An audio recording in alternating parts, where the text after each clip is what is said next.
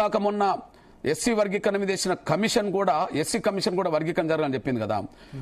Same time అన్ని రాజకీయ పార్టీలు వర్గీకరణకు సపోర్ట్ గానే ఉన్నాయి కదా. ఇప్పుడు మీరు అన్నారు కదా, ఏది మహిళా బిల్లుకు వర్గీకరణ బిల్లుకు అన్ని పార్టీలు సపోర్ట్ ఉన్నాయి కానీ వెంటనే న్యాయం జరగలేదు, అంతిమంగా జరిగింది. స్థాపించిన బీఎస్పీ సపోర్ట్ లేదు.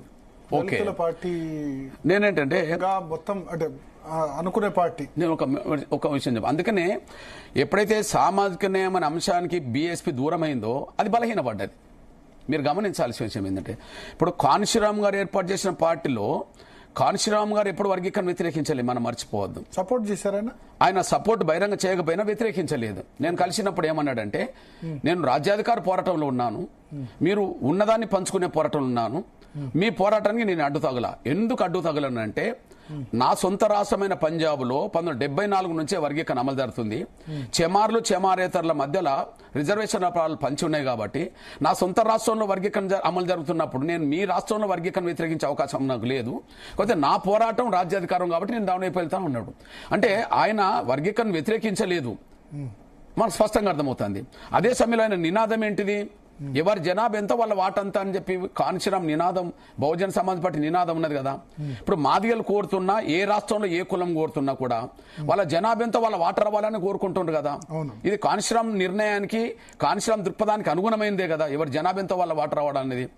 ఆ నిర్ణయాన్ని, కాన్షీరామ్ దృక్పథాన్ని మాయావతి గారు వక్రీకరించి పక్కదారి పట్టించి వర్గీకరణ వ్యతిరేకించే స్టాండ్ తీసుకున్నది.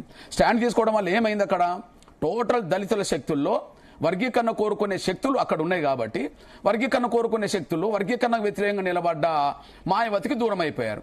దూరం అయిపోవడం వల్ల ఏమైంది, కాన్షీరామ్ గారు ఉన్నప్పుడు దళితులందరూ ఏకంగానే ఉన్నారు.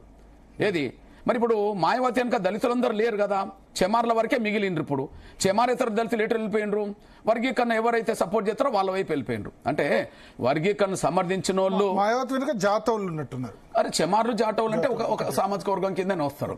మరి చెమార్ జాటవేతర కులాలు అక్కడ ఉన్నాయి కదా, ఏది వాల్మీకి ఇట్లాంటి కులాలు, కులాలు ఉన్నాయి కదా, పారిశుద్ధ కార్మిక వర్గం చేసే కులాలు.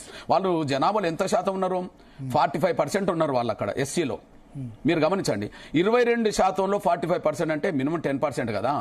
మరి 10% దళిత వర్గంలో ఉన్న వాళ్ళందరూ దూరం అయిన తర్వాత బీఎస్పీ అక్కడ కుప్పగూలిపోయింది కదా. కాన్షీరామ్ ఉన్నంత వరకు బలంగా ఎందుకు ఉన్నది, ఇప్పుడు ఎందుకు బలహీనపడ్డది అక్కడ మీరు గమనించండి. ఇప్పుడు దక్షిణాదిలో ఎస్సీ వర్గీకరణ ఉద్యమం బలంగా జరుగుతుంది, మాదిగలు చేస్తుండ్రు. ఆంధ్రప్రదేశ్, తెలంగాణ, కర్ణాటక, తమిళనాడు, మహారాష్ట్రలో కూడా వర్గీకరణ ఉద్యమం బలంగా